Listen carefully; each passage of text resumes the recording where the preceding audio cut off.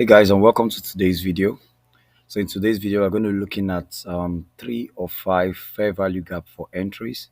So today's video is going to be as fast as possible, and I'm going to be going over a rare a rare variation of the fair value gap for entries, and I've not seen this popular. Not too many people know this because this particular kind of fair value gap actually forms rarely. You know what I'm saying? In the marketplace, you're going to say you rarely see it. You usually see it on lower time frames, and even when you see it on lower time frames, a new-minded trader would not see that as a fair value gap. So I just want to take this opportunity in this series of fair value gap for entry, series 3 or 5, to really talk about it, and let's just see how fast we can be.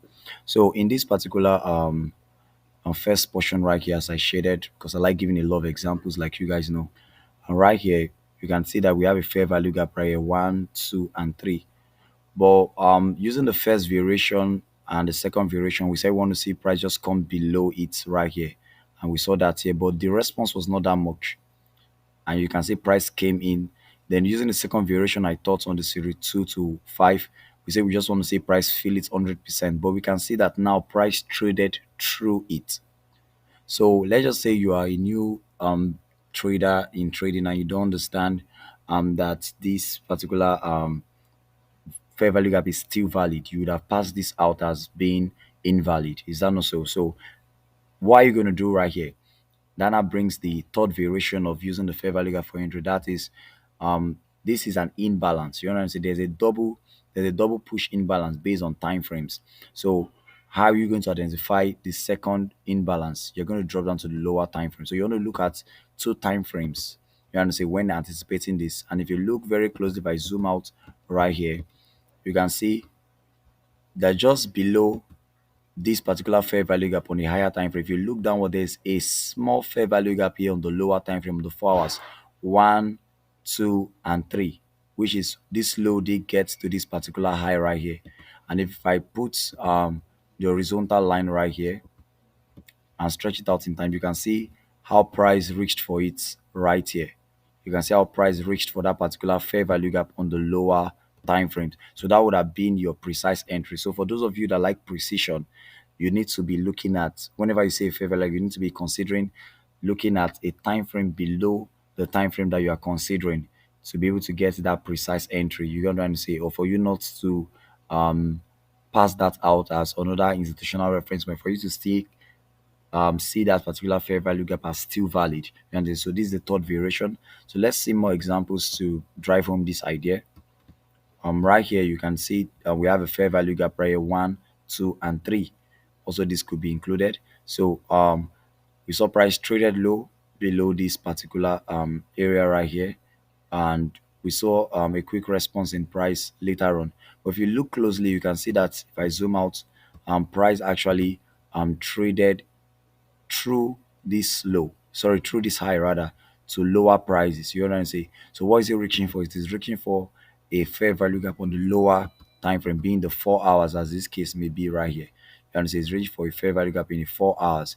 But in this case, now when we drop into the 4 hours, we can see that it actually, if we want to be very precise as possible, we can see that price actually went through the fair value gap on the 4 hours. So probably the fair value gap we're looking for is actually on the 1 hour, and you can see it right here.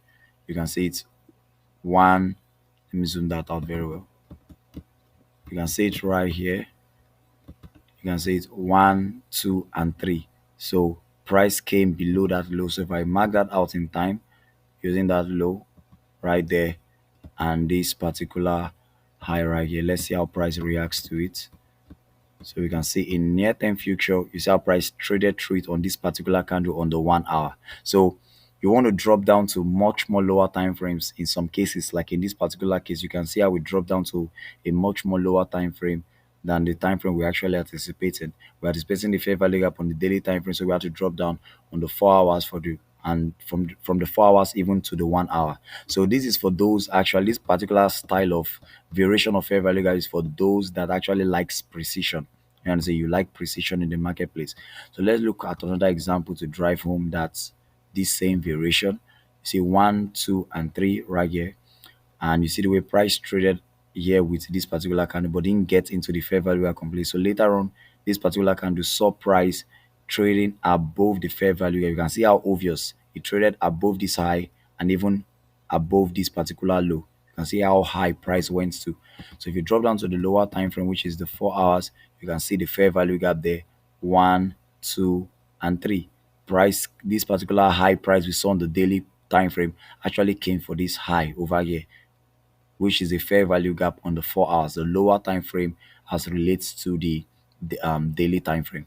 So if I go again for more example, still starting from the daily charts for more examples, they will be our last example for this section right here. We can see how price came here below all these particular fair value gaps high right here on this particular candle right here.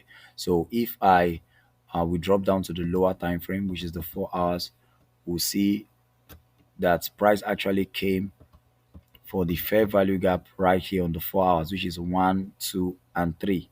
You include this. I'm going to talk about this in series 4, this particular extra candle talking about I'm including right here. So you can see this high didn't get to this particular low right here. So if I mark it out in time, I mark it out in time, um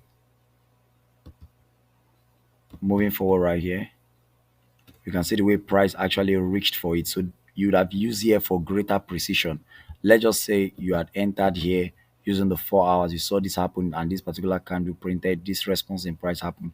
You'd have caught this whole move, giving you 922 pips. You know, just understanding this particular third variation of the fair value gap for entries. So I believe you found value in today's video. So this is just a concept and an idea that you can go into your charts, practice it. Mind is a rare form of fair value gap for entries. It's a rare form. So you it usually forms on the lower time frames, especially. You know what I'm saying? You usually see these things form on lower time frames, especially when you understand market maker buy and sell models.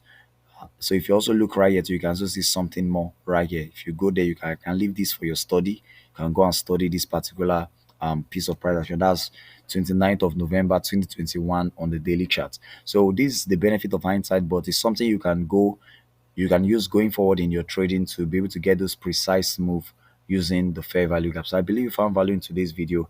If you do, you can hit the like button and subscribe to this channel rather for more content.